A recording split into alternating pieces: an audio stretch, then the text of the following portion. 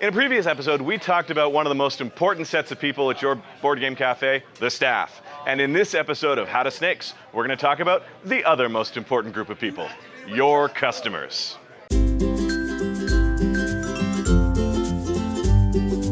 Now, the dream for gamers is to hang around with other gamers playing games all day long. And if you think that's what running a board game cafe is going to be like, get out now. Just run. It's not going to be that. When Snakes and Lattes opened back in August of 2010, the majority of our customers were hobby gamers. To us, the wall of games was something to be impressed by, something to be in awe of, not something to be afraid of. At Snakes and Lattes, when it comes to gaming habits, we get four basic types of customers. Number one, the hobby gamers. It's people like you and me, people who really love games and know what they're looking for. They're here to try before they buy, or they're here to be surrounded by a group of like-minded individuals all enjoying games out in public. This makes up, I would say, about 10% of our current customer base. Type number two is the almost hobby gamer. They've played things like Settlers, Carcassonne, Ticket to Ride, the classic gateway games, and they are ready to explore more games. This makes up probably about 20% of our customer base, and we love these people because our gurus really get to strut our stuff and expose these people to new types of games. Type 3 is the might be a hobby gamer. These are people who haven't yet experienced the gateway games, but if introduced to them in the right way, could turn into Type 2 and eventually become Type 1.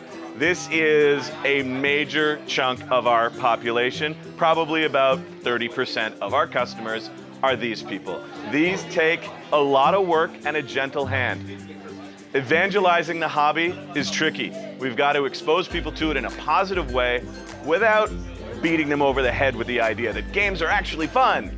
The last type are the never-be gamers. These are the people who don't play games, they haven't played since they were kids, they don't like games, they were dragged here by a corporate group or by their girlfriend or their boyfriend.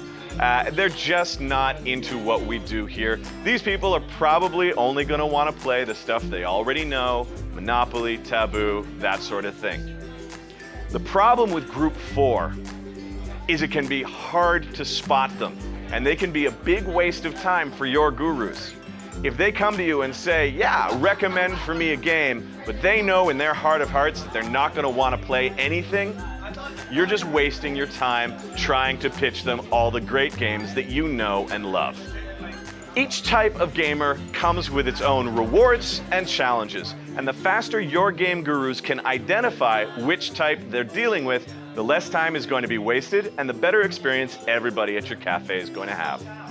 So, if you are a serious gamer, let us know in the comments below or tweet us at Snakes and Lattes what would get you into your local board game cafe. Whether it's a Snakes and Lattes or some other kind, what would it take to make you interested in enjoying this kind of fun? Don't forget, send your questions to AskSnakes@snakesandlattes.com.